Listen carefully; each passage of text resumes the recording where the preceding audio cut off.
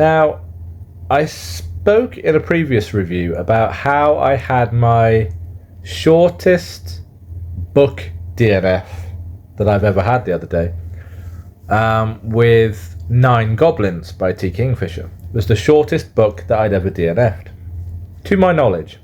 This brain doesn't always work, so I could be wrong, but I think so.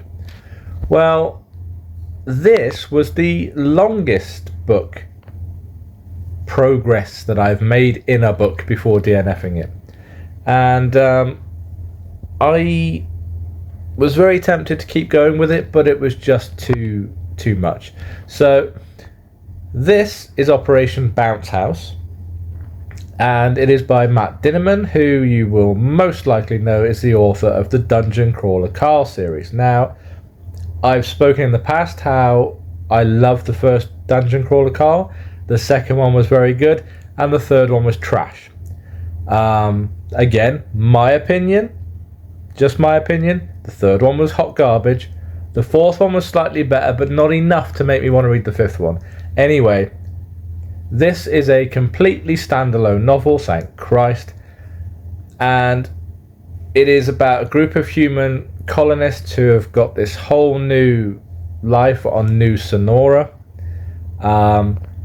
and basically the premise is that it's decided the planet needs to be wiped clean and they need to start again, and so they get what amounts to future-based Fortnite players to come and smash up the place and kill everybody with their own homemade machines or modified machines. This is more serious than Dungeon Crawler Carl. It lacks the dick jokes and the crude humour that you get in Dungeon Crawler Carl, which is fine because, you know, serious sci-fi is good. I like a good serious sci-fi. Red Rising comes to mind.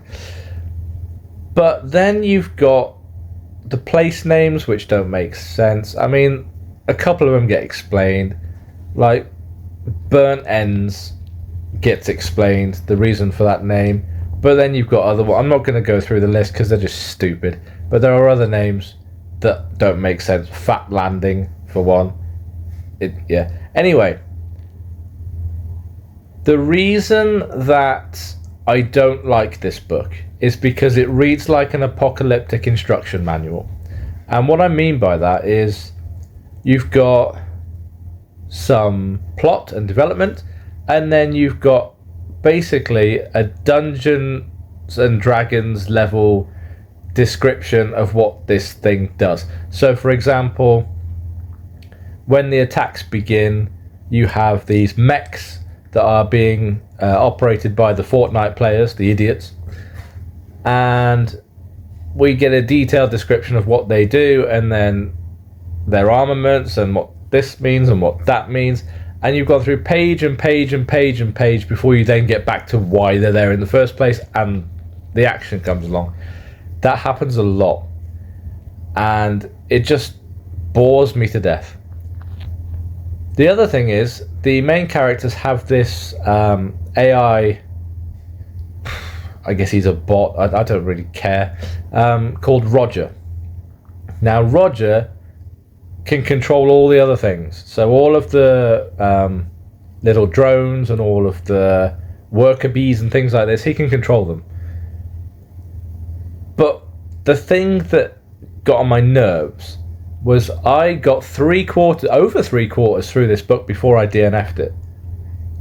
And whenever there's a big battle, and it's like, oh, we need to do this to prepare because it's going to be a really hard battle, it's going to be terrible, it's going to wipe us all out. And then Roger's like, I've taken out all the really bad guys, there's a few left, just clean it up. And I'm sat there reading this thinking, we're 3/4 of the way through the book, and Roger's just gone, oh yeah, I've taken out all the really heavy artillery, don't worry about it. Where's the jeopardy? Where's the loss? Where's, you know, it's rubbish. So yeah, I opened the book at the like 81% stage, And I just thought to myself, I read 2 pages, didn't take any of it in. I was like, I just don't care. And so I put it down. So yeah, it's not very good. And the only people I can see that have reviewed it that have said it's like 5 stars and fantastic are the people that were provided a free copy by the publisher.